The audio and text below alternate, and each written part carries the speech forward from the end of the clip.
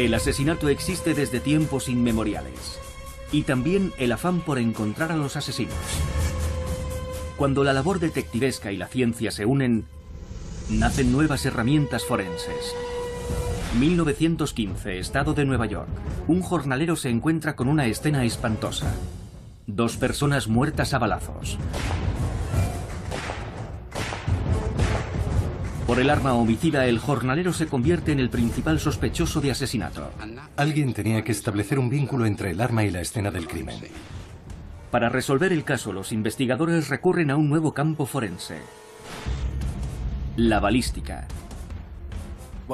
La ciencia forense moderna, como la identificación de armas de fuego, sencillamente no existía. ¿Podrán los pioneros de esta incipiente ciencia usar las marcas distintivas de las balas para descubrir la verdad? 87 años después, la balística moderna se enfrenta a un reto de vida o muerte cuando un francotirador siembra el terror en Washington, D.C. El pánico se apoderó de toda el área metropolitana de Washington.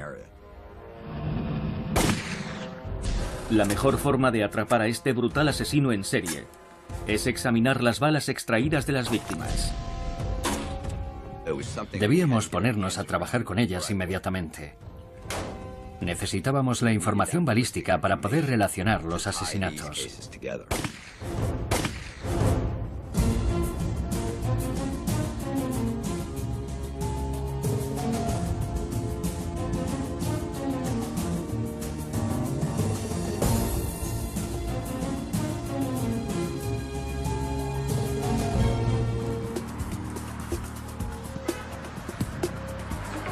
Hay tráfico intenso en la vía de circunvalación del sur de Washington. 3 de octubre de 2002. Los residentes del área metropolitana de Washington se enfrentan a su dosis diaria de atasco en las vías de circunvalación de la capital, ignorando que sus preocupaciones cotidianas están a punto de ser barridas por una ola de terror.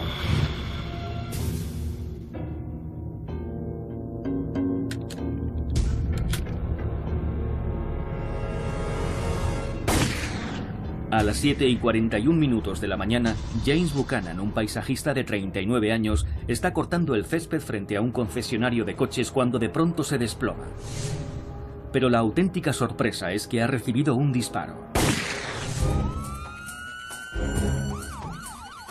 Una ambulancia traslada de urgencia a Buchanan al hospital del condado de Montgomery, en Maryland. Pero fallece a consecuencia de un único impacto de bala. Para el detective Drew Tracy, el asesinato de James Buchanan tiene un significado especial.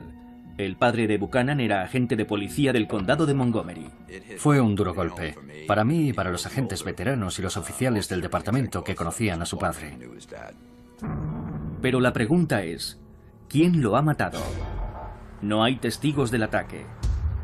Nadie vio a Buchanan discutir con nadie. Y tampoco hay indicios de un intento de robo. 31 minutos después,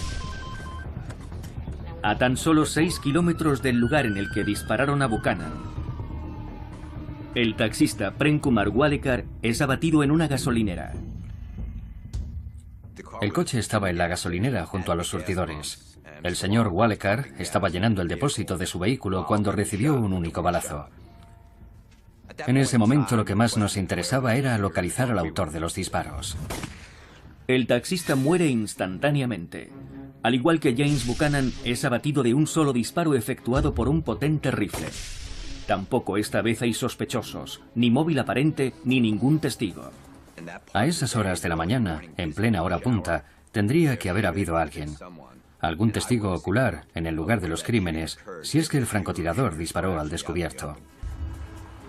Y este es solo el comienzo de un auténtico reino del terror. En las siguientes 12 horas, el asesino actúa 3 veces más. A las 8:37 de la mañana, Sarah Ramos, de 34 años, se baja de un autobús y se sienta a leer un libro en un banco cuando la asesinan de un disparo. A las 9:58 de la mañana, Lorian Lewis Riviera, de 25 años, muere en una gasolinera de Kensington, Maryland. Casi 13 horas después, a las 9:15 de la noche, Pascal Charlot, un carpintero jubilado, es abatido de un único disparo en Washington. 5 asesinatos en un solo día. Solo hay una conclusión posible, y es aterradora. Un francotirador está asesinando a sus víctimas al azar. Nos enfrentábamos a algo que jamás se había visto en la zona. Lo cierto es que casi ningún cuerpo de policía había vivido una situación parecida en este país. Pero el asesino solo acaba de empezar. Durante un periodo de 3 semanas mueren otras 5 personas. Y 3 más resultan heridas. El caos y el terror se apoderaron de la gente. Las familias no llevaban a sus hijos a sus actividades extraescolares, no iban a comprar, no salían de sus casas. La gente temía por sus vidas porque los asesinatos no cesaban. Hubo que hacer un llamamiento a la calma. Los políticos tienen la responsabilidad de salir y tranquilizar a la gente en todo momento, pero cuesta hacerlo cuando han sucedido varias muertes. Los investigadores determinan que ninguna de las víctimas se conocía entre sí. Lo único que les vincula es la muerte. Y todas fallecieron por un único y certero disparo. Un tiro, un muerto. Es una especie de consigna militar que suelen usar los francotiradores en la guerra, algunos de los mejores. Nos preocupaba que estuviéramos lidiando con alguien que tuviera adiestramiento militar, entrenamiento avanzado como cazador o algún tipo de experiencia como francotirador. Su objetivo parecía ser el de un tiro o un muerto, pero los que usan dicha consigna la mayoría de las veces apuntan a la cabeza porque normalmente se trata de un disparo letal. Y lo curioso de estos casos es que los disparos iban dirigidos al tronco.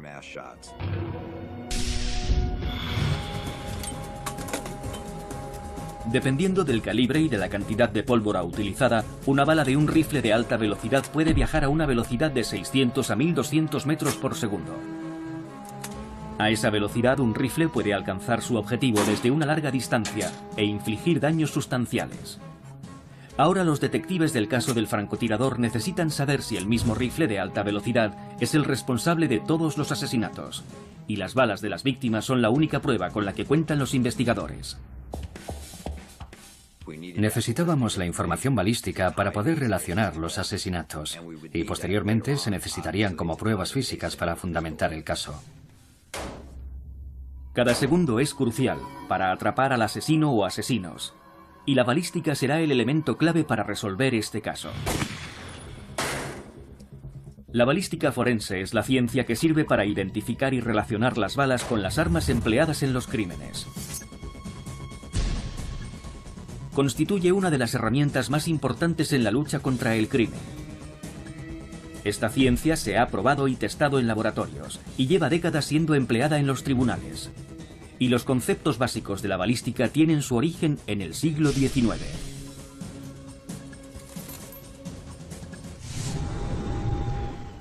A principios de la década de 1800, los investigadores intentaban seguir la pista a las armas utilizadas en los crímenes a partir de las balas extraídas de los cuerpos. Usaban la forma y el tamaño de las balas para averiguar ciertos detalles, como por ejemplo el calibre del arma empleada. Este uso primitivo de la balística se puso a prueba durante la Guerra Civil estadounidense tras la muerte del general confederado Stonewall en una batalla. La investigación sobre su muerte arrojó un resultado sorprendente. La bala mortal provino de un rifle confederado. Resultó que Jackson había muerto víctima de fuego amigo. En 1895, Alexander Lacassagne, un pionero en el análisis de las salpicaduras de sangre, toxicología y otras disciplinas forenses, se convierte en el primer científico en estudiar las marcas distintivas de las balas tras ser disparadas. Su tratado, La deformación de las balas de revólver, sienta las bases de la ciencia balística. Por desgracia, todavía no existía un método fiable para establecer el vínculo entre un arma de fuego específica y una bala determinada, pero eso estaba a punto de cambiar. Una innovación diseñada para aumentar la precisión de las armas de fuego produjo un efecto colateral sorprendente que abrió la posibilidad de rastrear el origen de las balas. Todo gracias a un proceso llamado estriado. Los fabricantes de armas se percataron de que los proyectiles que viajaban girando en espiral alcanzaban sus objetivos con mayor precisión, igual que un balón de rugby. Para crear ese efecto giratorio en un arma, grabaron surcos o estrías en el cañón, con el fin de que la bala rotase en vez de salir disparada directamente. No obstante, tendrían que pasar algunos años más para que alguien reparase en el hecho de que el estriado hacía algo más que mejorar la precisión. Los surcos grabados en el cañón dejaban una marca distintiva en cada bala. Una marca tan única como una huella dactilar. Año 1915. El condado de Orleans, en el estado de Nueva York, es una apacible comunidad agraria situada en la orilla sur del lago Ontario. El día 22 de marzo, antes de despuntar el alba, el jornalero alemán Charles Stillow se levanta para iniciar sus tareas diarias. Charles Stillow era un inmigrante alemán.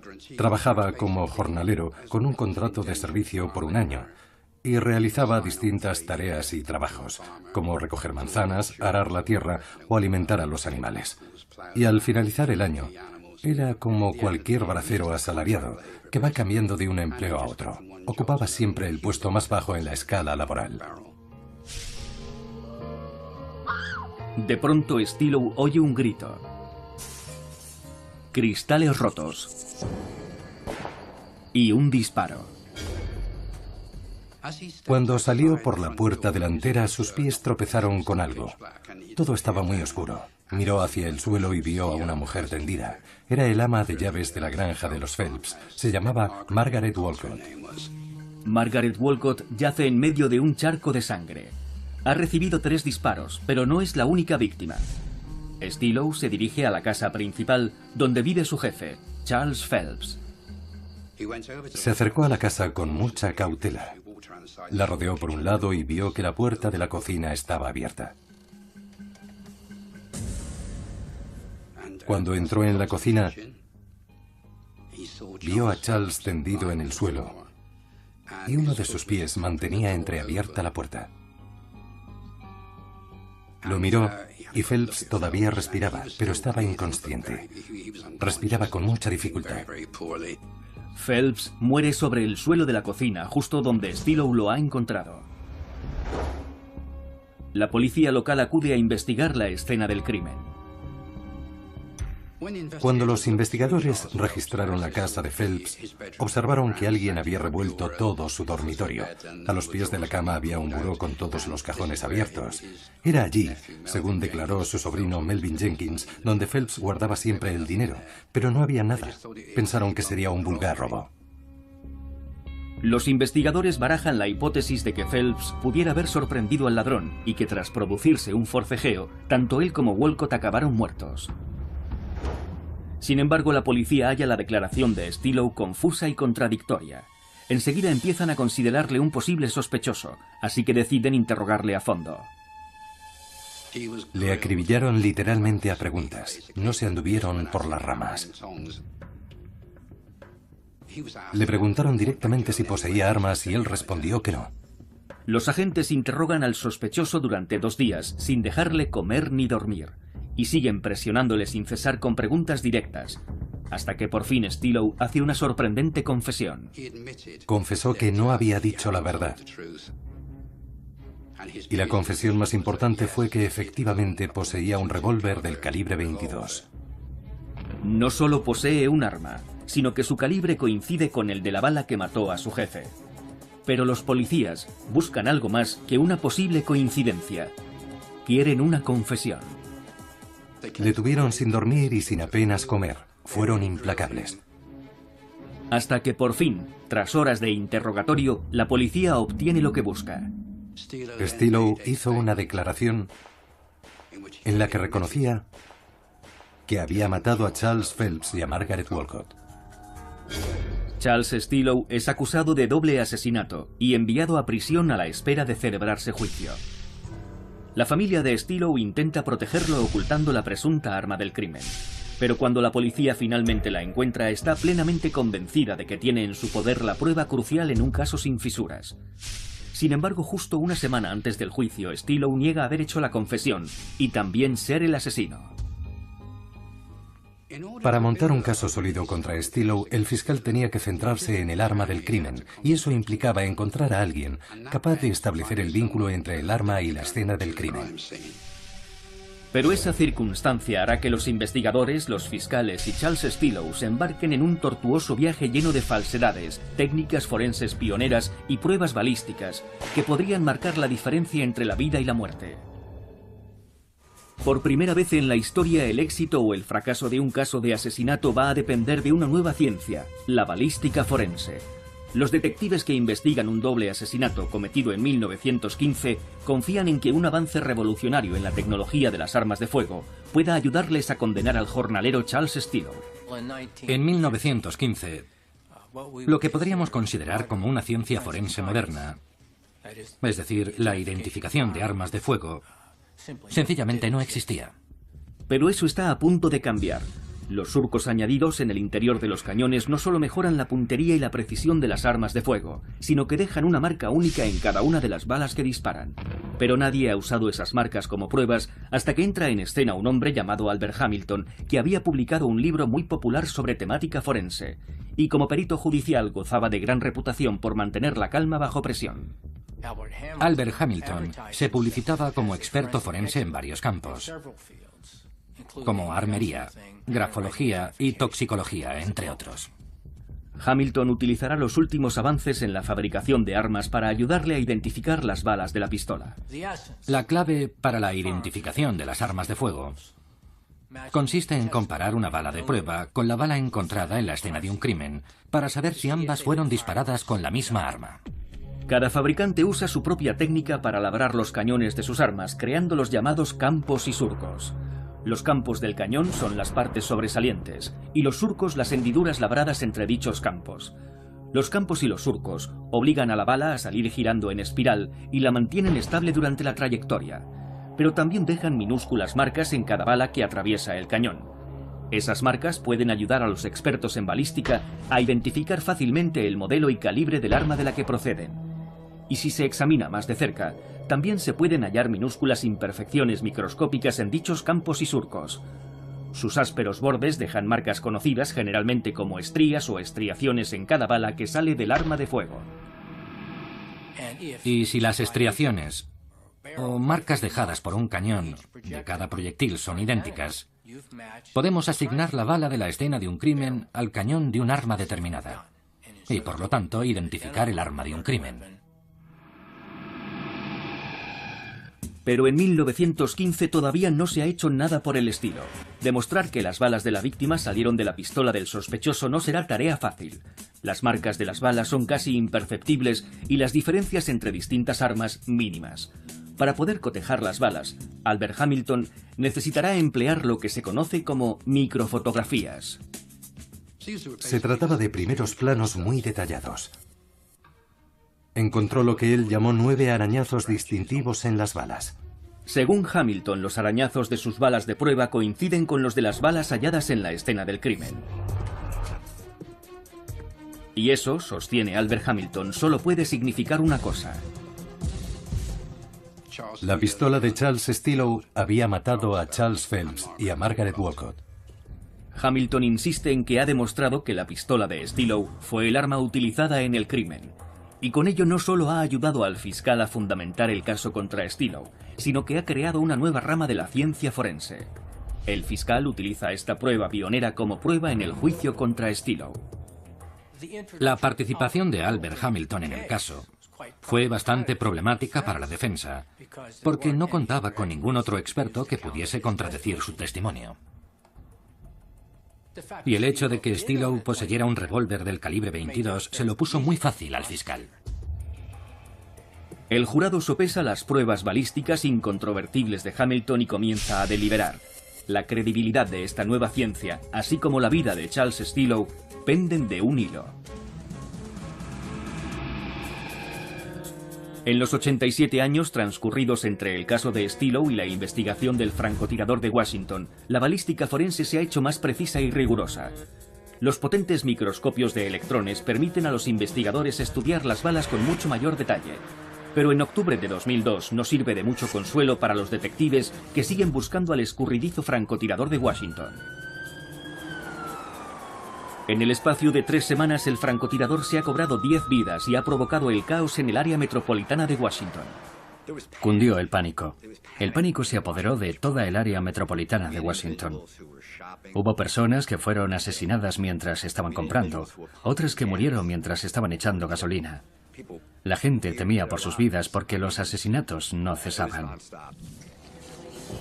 La línea telefónica establecida para que el público proporcione pistas a la policía no da abasto. Muchas personas afirman haber visto una furgoneta blanca abandonando los lugares donde se produjeron varios asesinatos.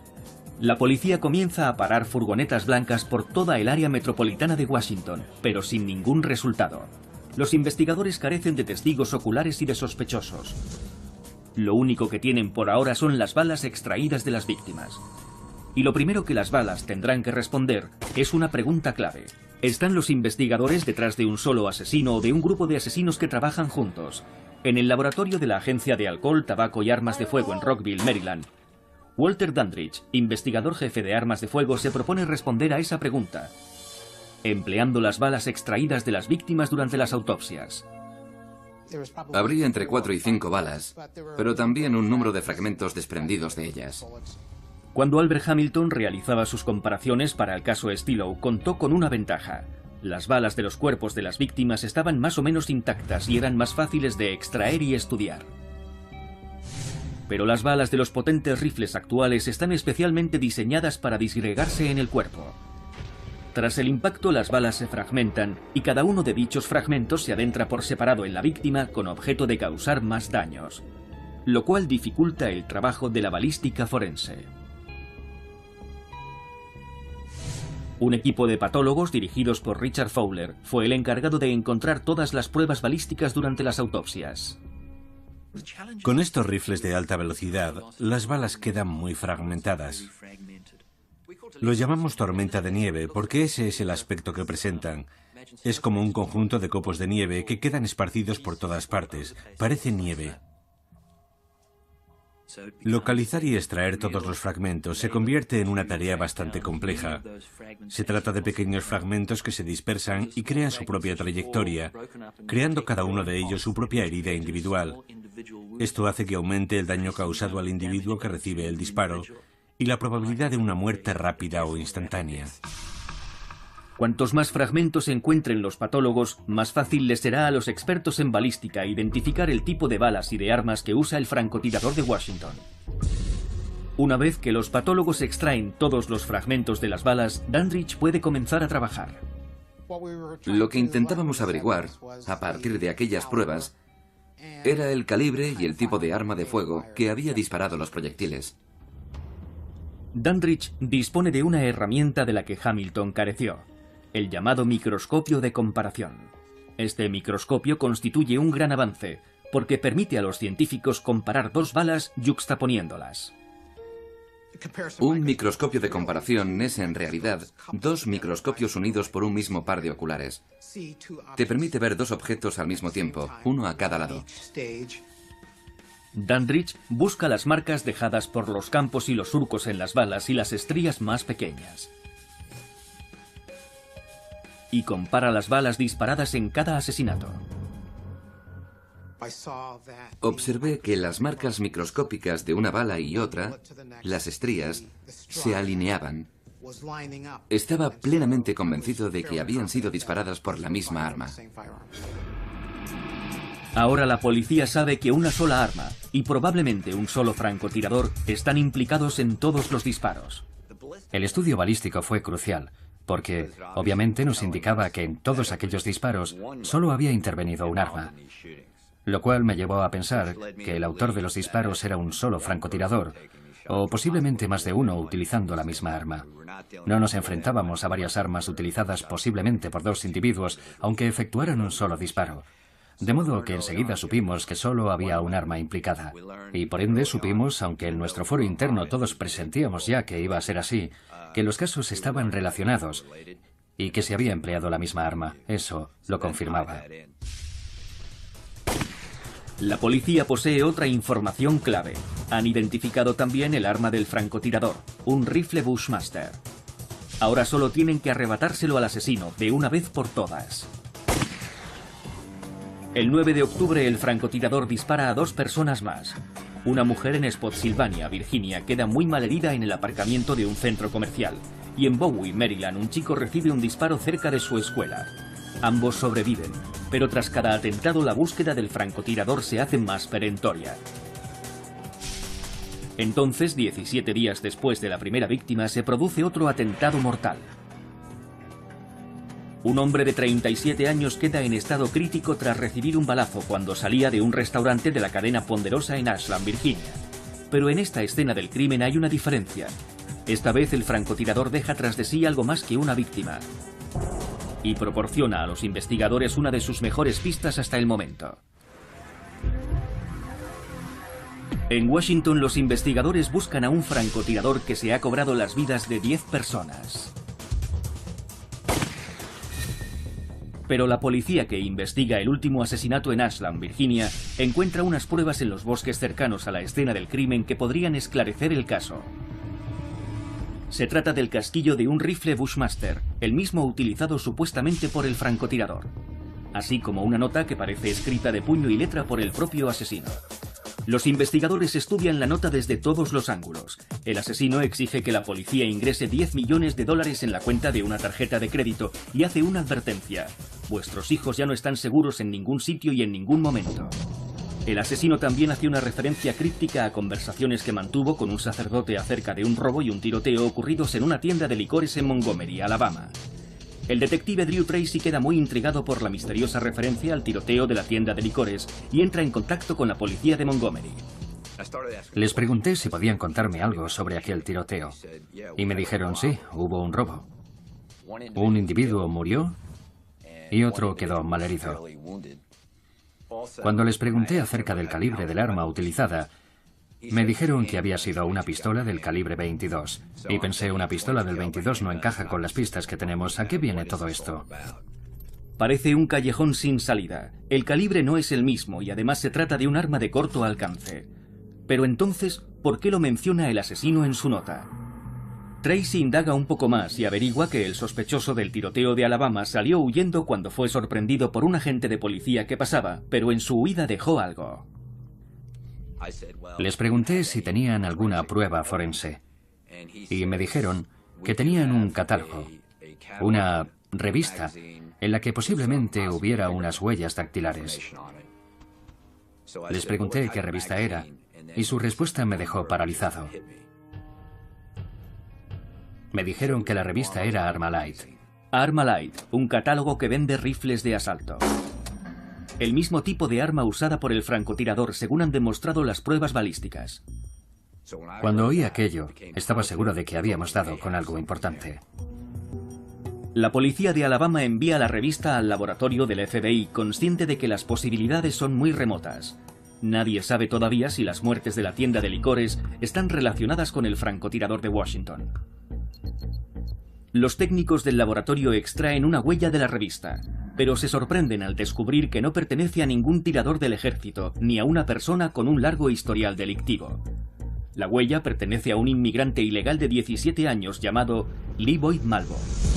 Sus huellas dactilares quedaron registradas en 2001 cuando la policía acudió a un incidente de violencia doméstica.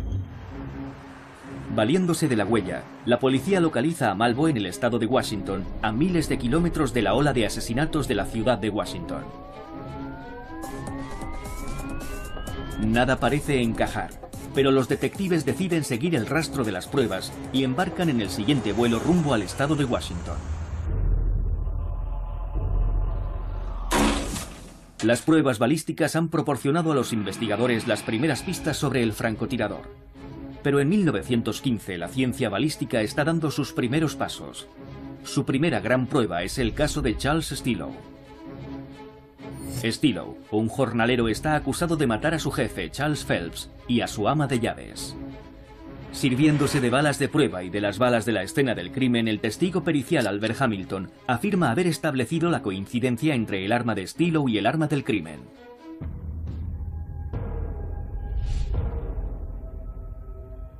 El jurado escuchó cómo Hamilton relacionaba de forma incuestionable la pistola de Stillow con la de los asesinatos.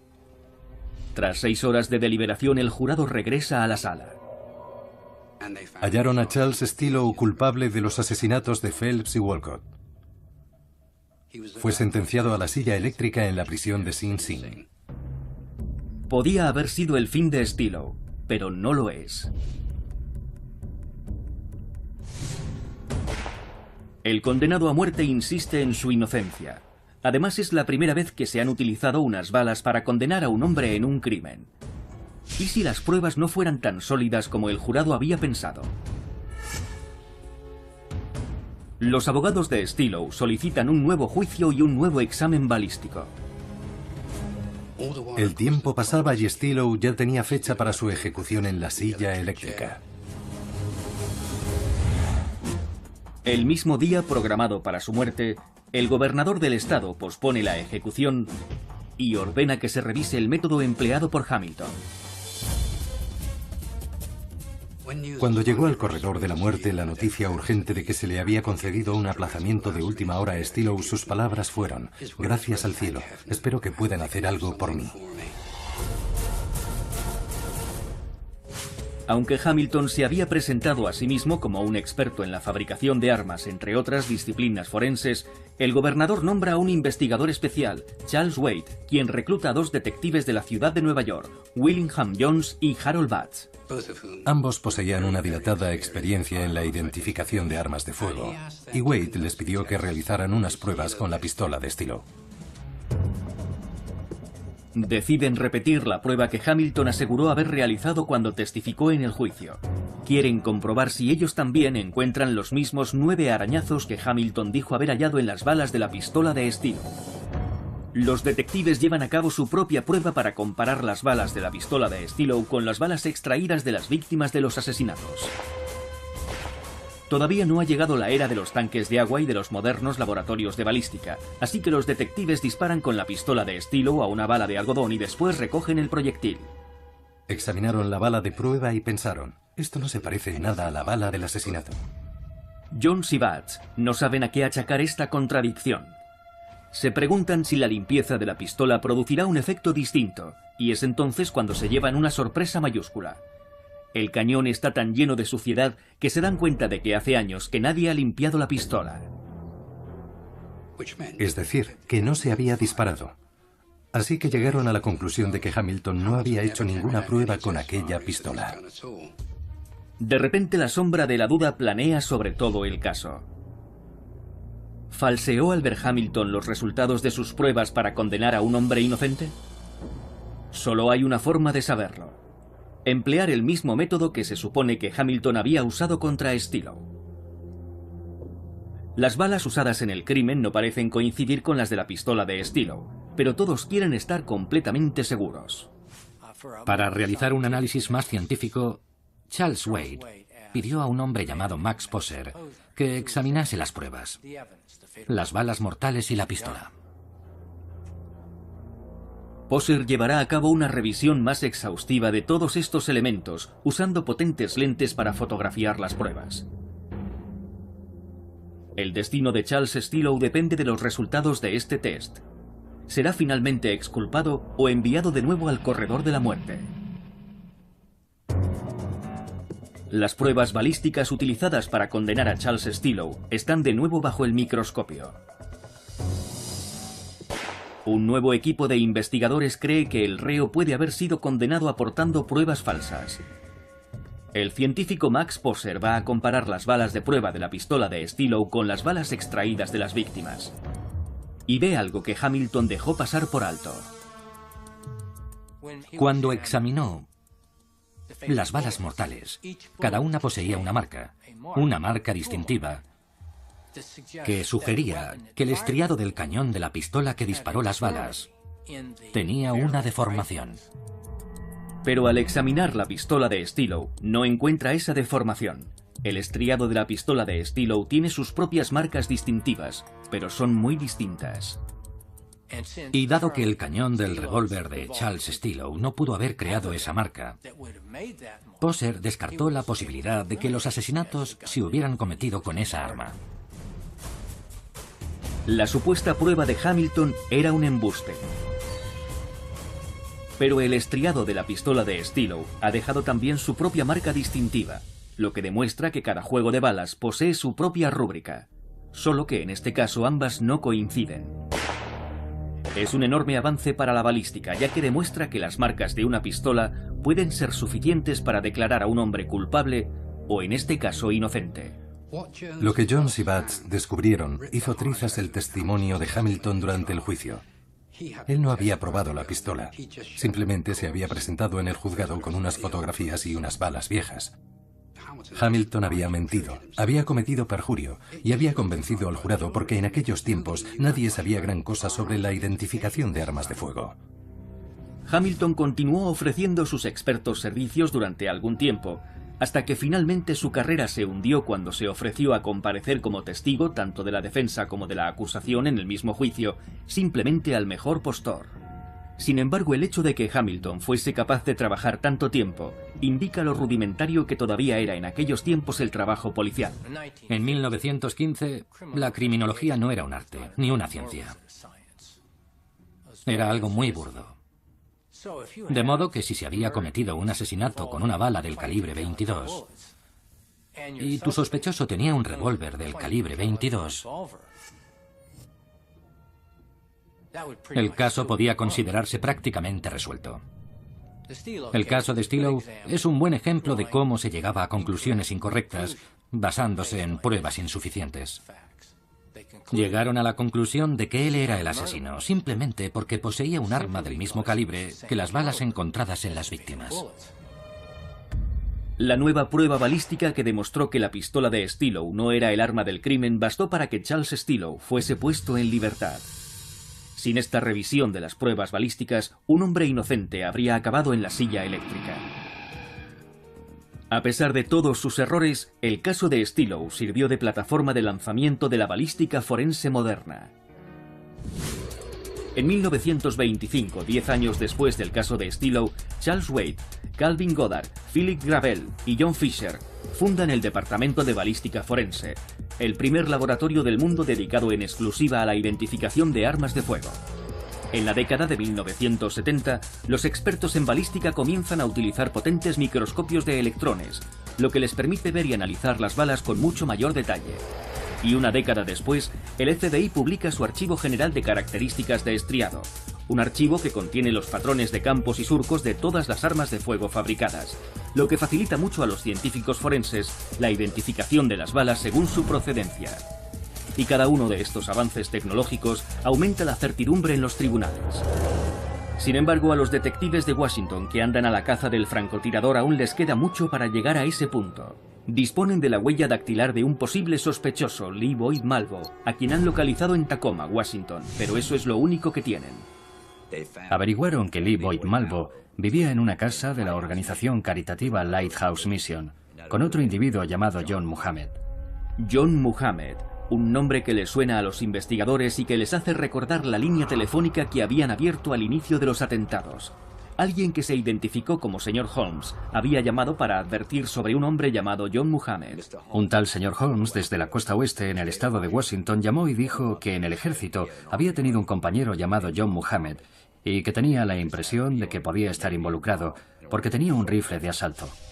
Y no un rifle cualquiera, sino un rifle de asalto Bushmaster, una de las armas que según las pruebas balísticas podría haber usado el francotirador. Teníamos una huella dactilar y algo de información sobre John Muhammad y acudimos a nuestra base de datos para obtener fotografías y todos los datos disponibles sobre John Muhammad. Al indagar más a fondo descubren que John Muhammad es perfectamente capaz de usar un rifle de asalto. Descubrimos que poseía formación militar y comenzamos a atar cabos. Durante semanas la policía ha estado buscando desesperadamente una furgoneta blanca, pero finalmente resulta una pista falsa, ya que Muhammad conduce un Chevrolet Caprice. Ahora teníamos un vehículo y dos individuos. Solo nos quedaba presentar los cargos. Se ha expedido una orden de detención contra John Allen Muhammad, considerado armado y peligroso, y que podría ir acompañado de un menor de edad. La policía tiene que dar con John Muhammad y Lee Boyd Malvo antes de que vuelvan a matar. La policía publica la marca y el modelo del coche que conduce Muhammad. A las pocas horas reciben una pista que los lleva a una zona de descanso de una autopista de Maryland.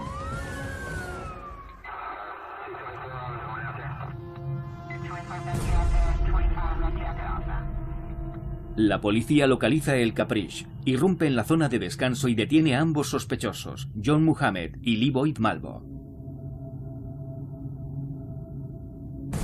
Enseguida descubren que no solo se trata de un vehículo de huida, sino que forma parte esencial de la ola de crímenes. El asiento de atrás puede reclinarse para acceder al maletero. Desde allí Muhammad podía disparar a sus víctimas a través de un orificio practicado justo encima de la matrícula del coche. Con los francotiradores ocultos en el coche y la dificultad de percibir el sonido de un disparo de rifle en la distancia, los francotiradores habían ideado lo que parecía ser el crimen perfecto. Sin embargo, solo hizo falta un puñado de pruebas, las balas alojadas en las víctimas y una huella dactilar en una revista, para desenmascarar a los asesinos. Y ahora una última prueba podría significar su perdición. Bajo el asiento del coche de Muhammad, la policía encuentra la que podría ser el arma de los crímenes, un rifle de asalto Bushmaster 223. Detenidos aquellos dos individuos, el laboratorio tenía todavía que realizar el análisis balístico del arma para relacionar el rifle con las 11 balas disparadas. Con Malvo y Muhammad entre rejas, los expertos en balística entran en acción. Los investigadores me trajeron el Bushmaster y decidimos que teníamos que probarlo para obtener muestras y compararlas con las pruebas que habíamos estado recibiendo las 3 semanas anteriores. Si pueden demostrar que las balas del Bushmaster coinciden con las encontradas en las víctimas, el caso contra Muhammad y Malvo estará cerrado. Probamos el rifle en el tanque de agua y recuperamos las balas.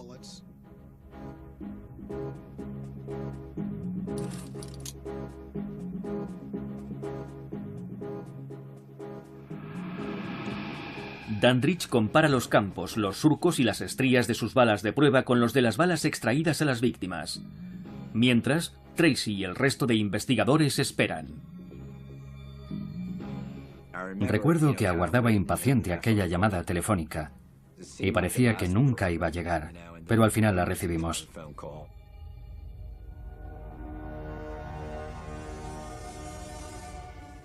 Nos dijeron que habían encontrado un vínculo entre el rifle y los 11 casos. El rifle Bushmaster 223 coincide con las balas encontradas en todos los atentados del francotirador. En ese momento, supimos que teníamos el arma. La habíamos identificado, al igual que las marcas de los disparos efectuados anteriormente con esa misma arma. Lo único que sabía era que ya la teníamos y que las balas se habían disparado con ese rifle. La relación entre las balas es tan concluyente como si hubieran encontrado las huellas dactilares del asesino en la escena del crimen. Según los resultados de las pruebas forenses, el rifle encontrado en el vehículo ocupado por Muhammad ha sido identificado como el arma de los asesinatos. Con el Bushmaster identificado como el arma usada por el francotirador de Washington y Malvo y Muhammad a buen recaudo, la pesadilla del área metropolitana de Washington ha terminado. La gente estaba muy asustada, incluidos los niños. Durante aquellos 22 días la vida cambió. Esos dos individuos cambiaron las vidas de millones de personas de la zona. Y eso era en parte lo que pretendían. Querían sembrar el caos y provocar una controversia. Actuaron en zonas distintas porque querían provocar un conflicto político, así como un enfrentamiento entre los diferentes cuerpos de policía. Querían dispersar a las fuerzas policiales para que no hubiera ninguna concentración de agentes en una zona determinada. Por eso se desplazaban de un sitio a otro, para provocar que nos dispersáramos. El juicio comienza en octubre de 2003 y las pruebas balísticas constituyen el elemento clave del caso de la Fiscalía contra Malvo y Muhammad. Muhammad es condenado y sentenciado a muerte. En noviembre de 2009 es ejecutado mediante la inyección letal. Leaboyd Malvo se declara culpable y en la actualidad cumple condena por 6 cadenas perpetuas en una prisión de Virginia. Desde el año de los atentados del francotirador de Washington, la identificación balística se ha hecho aún más precisa. El sistema de identificación balística, conocido como IBIS, se sirve de sofisticados equipos electrónicos y de tecnología óptica para digitalizar y cotejar imágenes de casquillos y proyectiles encontrados en escenas de crímenes. La base de datos nacional del IBIS proporciona a todos los investigadores de Estados Unidos acceso a pruebas balísticas de casi todos los crímenes conocidos perpetrados con armas de fuego, y les ayuda a compartir información y a llevar a más criminales ante la justicia. En la actualidad, los expertos en balística usan imágenes tridimensionales para crear modelos topográficos y medir cuantitativamente el área superficial de una bala, lo que les permite realizar comparaciones todavía más precisas. Las últimas novedades de la tecnología de armas de fuego del siglo XXI han producido armas que usan sensores biométricos, capaces de medir la forma en que una persona agarra el arma para que únicamente su dueño pueda apretar el gatillo. Con cada avance tecnológico, la balística forense gana en eficiencia a la hora de atrapar a los criminales. Y gracias a los investigadores pioneros de principios del siglo XX y a las continuas innovaciones de la balística, no cabe la menor duda de que los hallazgos hechos en el laboratorio se traducirán en una mayor justicia en los tribunales.